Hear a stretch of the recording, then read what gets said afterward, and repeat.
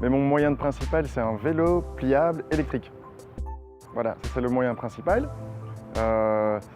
Sinon la marche, Uber, beaucoup. Et le tram aussi. Donc un mélange de vélo, marche, Uber et tram. Le mix. Mobility mix.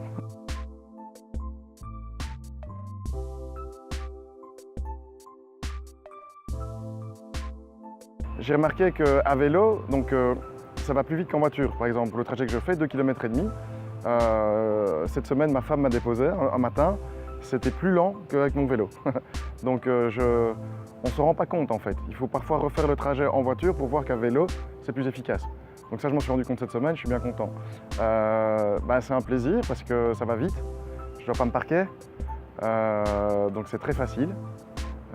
Donc ça, je suis très content. Donc je ne prends pas les grands axes. Donc je pense que si je roulais sur les grands axes, je me sentirais en insécurité, ou quand le peu de fois où je les prends. Et donc je roule vraiment sur des rues où il n'y a pas trop de risques, on va dire. Mais donc il faut choisir ses itinéraires. Ouais, en fait le vélo c'est un mode actif, donc il faut avoir envie de se bouger un peu. Et à partir du moment où on est dans cet état d'esprit-là, c'est très confortable. Comme je le disais, c'est facile, c'est flexible, donc je trouve ça très bien. On dit qu'il pleut beaucoup en Belgique, c'est vrai. Je crois que sur l'hiver dernier, il y a 2 jours où j'ai vraiment pas su faire le trajet. Donc en général, il suffit d'attendre la fin de l'averse. Et 2 fois sur l'année, j'ai dû prendre un Uber pour rentrer à la maison parce qu'il faisait mauvais. Pour moi, le facteur le plus important, c'est à quelle vitesse je peux aller d'un point A à un point B et quand est-ce que je dois y être. Donc c'est comme ça que je fais mes décisions. J'ai toujours eu ce mélange, j'ai toujours pensé que tant que mes moyens alternatifs me coûtent moins cher qu'une voiture, je ne vois pas pourquoi je payerais une voiture.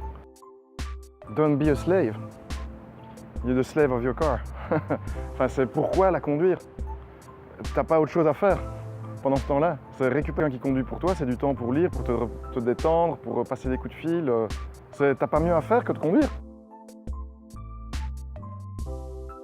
Regardez ce nombre de gens qui ne tuent pas les autres dans des accidents de voiture, qui ne polluent pas notre ville, qui font pas de bruit.